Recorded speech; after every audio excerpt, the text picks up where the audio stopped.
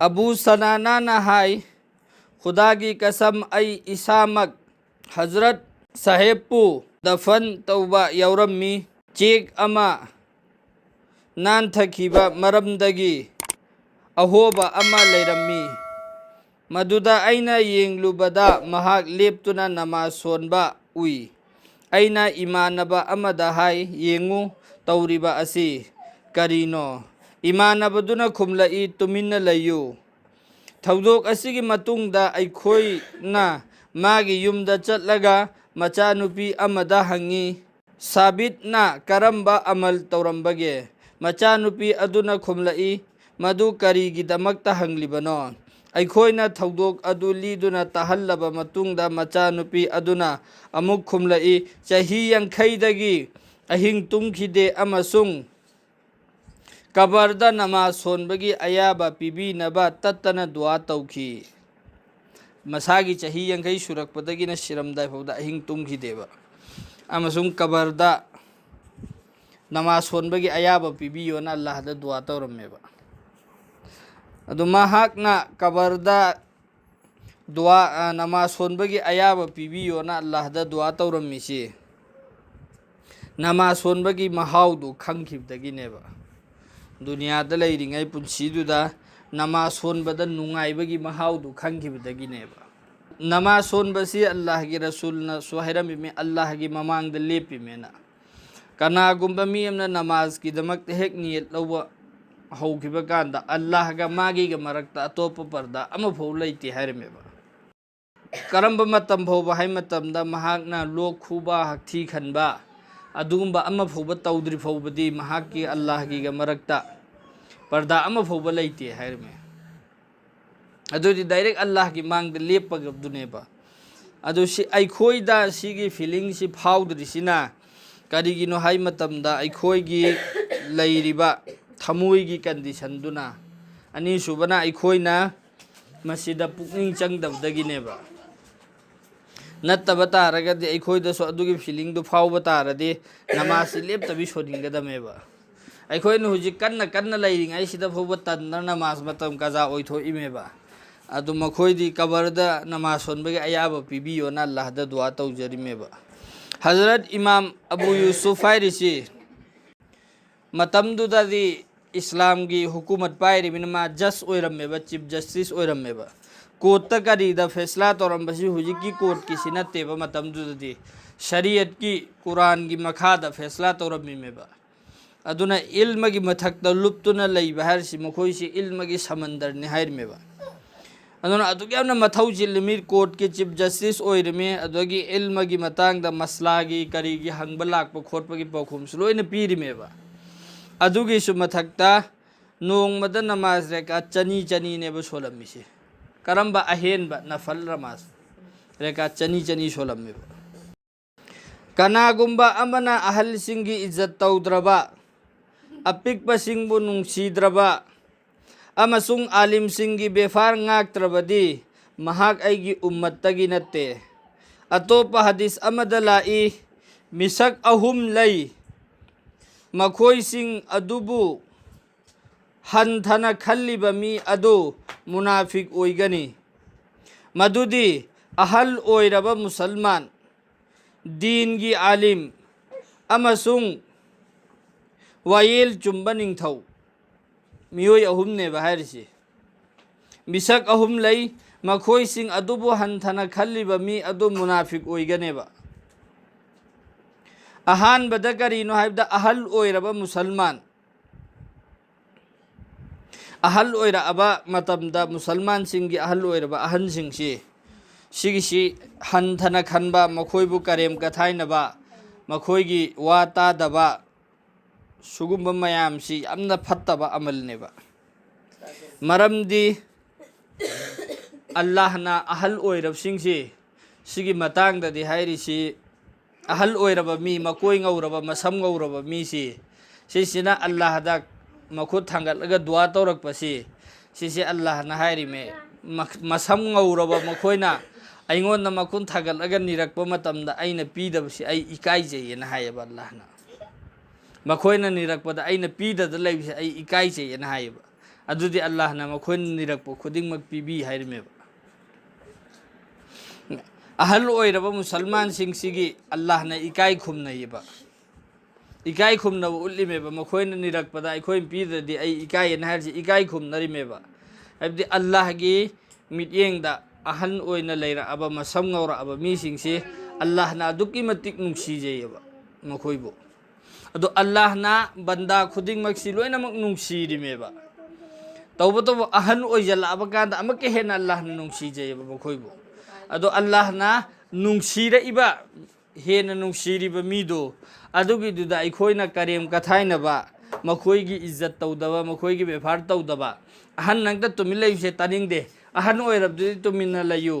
एना हाइबना चिंगबा अहन ओइरे एना मचिन मवा चलहंदबा अहन ओइरे एना हनथना खनबा अदुदुनी अहानबदा पल्लिसे मिसक अहुम निसिदा हाइरिसे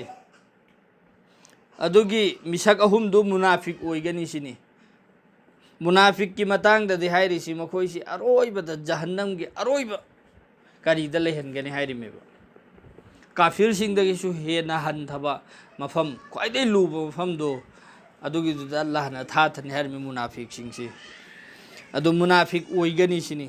अदो अहानबदा हाइरिसी अहल ओइरबा मुसलमान सिंगसे अल्लाह ना इकाई खुमनरिमी अदुना मखोइगी ngamjarim khoi सेवा तौबा अमदी मखोइबु इज्जत लेहनबा अनि सुबदा दीन की आलिम ओइना लैरिब सिंगसी सिगिसिदा अखोइना मखोइगा दा हनथबा वांगांबा अमदी मखोइगी इज्जत बेफार तौदबा मरमदी आलिम सिगिसी अल्लाह की रसूल की वारिस ने हाइरिमेबा वारिस ने हाइरिसे अखोइगी मणिपुर दा हाइरगदी करियन हाइब तारे वारिस ने हाइरिसे अखोइगी बाबा न थरमिबा लम सिंगसे बाबा लैखिद्र मतुंगदे एनगदौरिसी मचाम खोइसिनेबा नत्रने मचाम खोइसिनेबा एनदौरिसे अतोप मीनगा खितपिरो हाइब कांदा थांगने यान दौरबेबा मचाम खोइसिनेबा एनदौरिसे अदो मचाम खोइसि करी कवि वारिसनेबा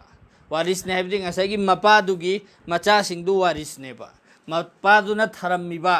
माल दौलत अमदि खुदिंग मक्तु मचाम खोइदुनेबा एनगदौरिसे अदुमैन तौदना अल्लाह की रसूल की वारिसनेबा अल्लाह की रसूल न थरमिसिदि इल्मनेबा अदुगी इल्मदु आलिम सिंगसिदनेबा एनबदा थुंगा इसी अदुना मखोइ सिंगसी अल्लाह की रसूल की वारिसने हाइरिबिनिना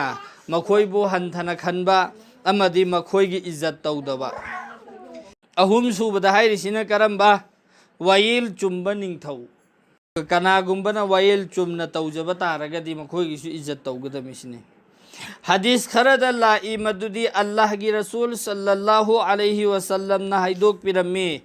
आइना आइगी उम्मत की दमकता मरु ओइना पोलम अहुमगी अकीबा लई आइना आइगी उम्मत्ता मरु ओइना पोलम अहुमगी अकीबा लई अल्लाह की रसूल ना आइगी उम्मत्ता आइना हाइब तारगदि अखोइसिने दो अखोइगी दमकतानि पोलम अहुमदा अल्लाह की रसूल ना अकीबा लई ना हाइरम्मेबा अहानबदा अल्लाह की रसूल ना अखोइदगी किरम्मिसि करिनो दुनिया की माल साल यामना फंगलकपदगी मखोइ मसेन कलकनरकबा अहानबदा दुनिया की माल साल यामना फंगलकपदगी मखोइ मसेन कलकनरकबा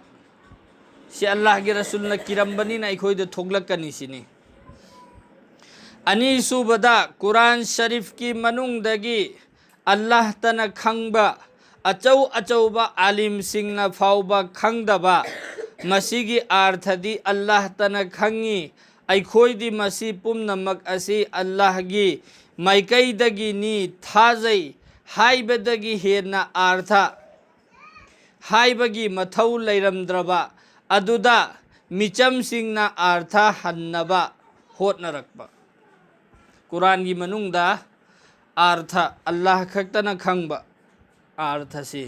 हाइनिंगिबा पोसी करिनो हाइसे अल्लाह खक्तना खंगबा मयामम याउरिबा अचौ अचौबा आलिम कयानसु हुजिकी वहाइदुगी हुजिकी लैरिबदुगी आर्थ हनबा ngamdadana सिदी अल्लाह खक्तना खंगीना थादोअमबा अदुबु कोना लाकदौरिबा मिचमसिंगना मधुदुगी अर्थ करीनोना रिसर्च तौरिमेन थिजन हुमजलगा अदुगी अर्थ तो हन्निंगाई होटनरकबा जैसे कि हायरकांदा अखोइना कुरानदा सोनबकांदा तुम यावरमगनेबा अलिफ लाम मीम सिगे अर्थ करीनो अल्लाह खक्तना खंगी कनाम फुंग खंगदे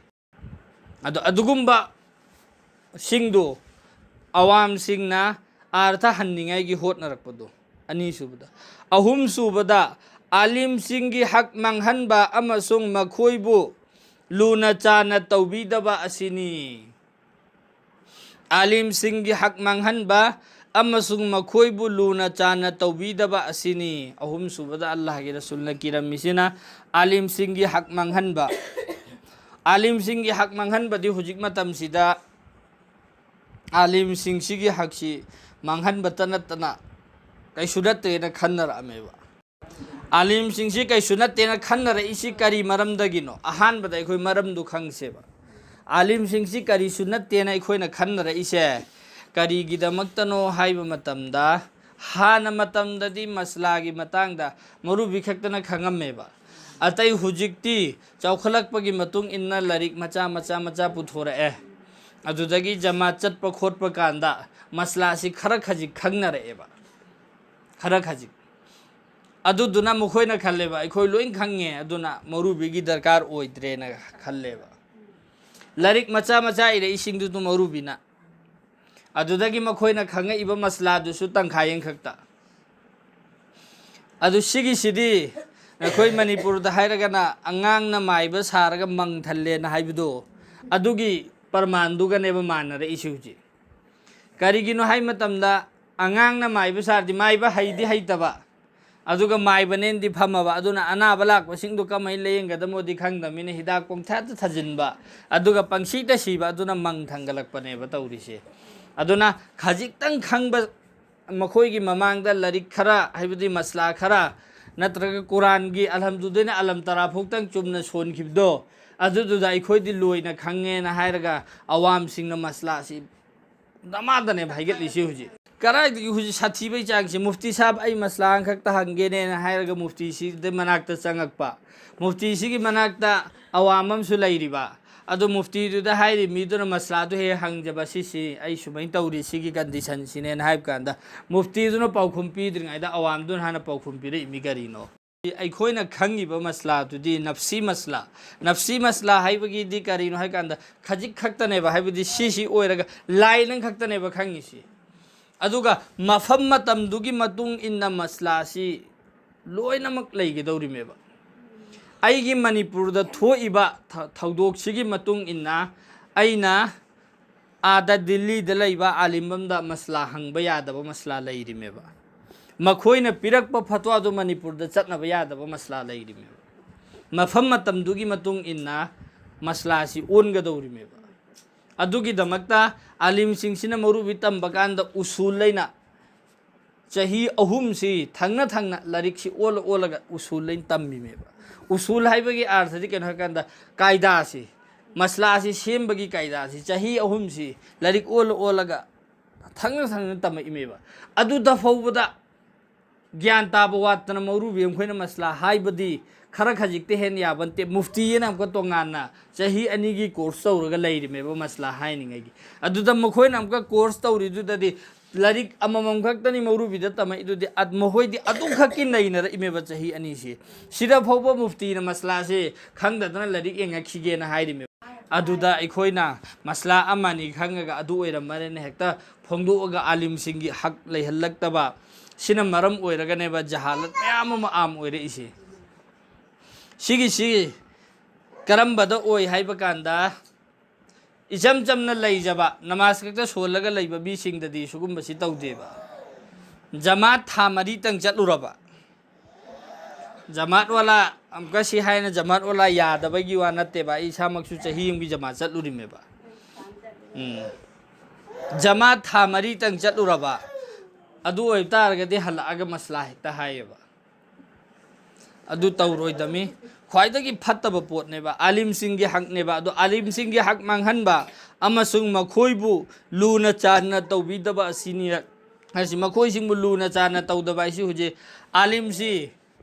ꯃꯁꯖꯤꯠꯇ ꯂꯩꯔꯤꯕ ꯏꯃꯥꯝꯁꯤ ꯃꯣꯍꯜꯂꯥꯗ ꯂꯩꯔꯤꯕ ꯄꯩꯁꯥ ꯄꯥꯏꯕꯁꯤꯡꯗꯨꯒꯤ ꯃꯈꯥꯗ ꯂꯩꯍꯜꯂꯦꯕ ꯃꯐꯝ ꯈꯨꯗꯤꯡꯃꯛꯇꯅꯤ ꯃꯍꯜꯂꯥꯒꯤ ꯑꯣꯏꯔꯤꯕ ꯏꯃꯥꯝꯁꯤ ꯏꯃꯥꯝꯗꯨ ꯈꯨꯟꯗ ꯂꯩꯔꯤꯕ ꯄꯩꯁꯥ ꯄꯥꯏꯕꯁꯤꯡꯗꯨꯒꯤ ꯃꯈꯥꯗꯅꯦꯕ ꯂꯩꯔꯤꯁꯤ ꯃꯈꯣꯏꯅ ꯇꯧ ꯍꯥꯏꯕ ꯕꯌꯥꯟ ꯇꯧꯔꯤꯃꯤ ꯃꯈꯣꯏꯅ ꯍꯥꯏꯌꯣ ꯍꯥꯏꯕ ꯋꯥ ꯍꯥꯏꯔꯤꯃꯦꯕ ꯃꯈꯣꯏꯅ ꯍꯥꯏꯒꯅꯨ ꯍꯥꯏꯕ ꯋꯥ ꯇꯣꯛꯏꯃꯦꯕ ꯑꯗꯨꯃꯥꯏꯅ ꯇꯧꯔꯒ ꯃꯈꯣꯏꯒꯤ ꯍꯛꯄꯨ ꯃꯥꯡꯍꯜꯂꯒ ꯊꯝꯕꯁꯤ ꯁꯤ ꯑꯜꯂꯥꯍꯒꯤ ꯔꯁꯨꯜꯅ ꯁꯤꯗꯒꯤꯅꯦꯕ ꯀꯤꯔꯝꯃꯤꯁꯤ ꯑꯗꯨ ꯍꯧꯖꯤꯛꯇꯤ ꯁꯤꯃꯛꯁꯨ ꯑꯣꯏꯔꯛꯑꯝꯃꯦꯕ ꯑꯣꯏꯔꯛꯏꯁꯤ ꯌꯥꯝꯅ ꯀꯤꯅꯤꯡꯉꯥꯏꯒꯤ ꯑꯣꯏꯔꯕ ꯃꯆꯥꯛ ꯑꯃꯅꯦꯕ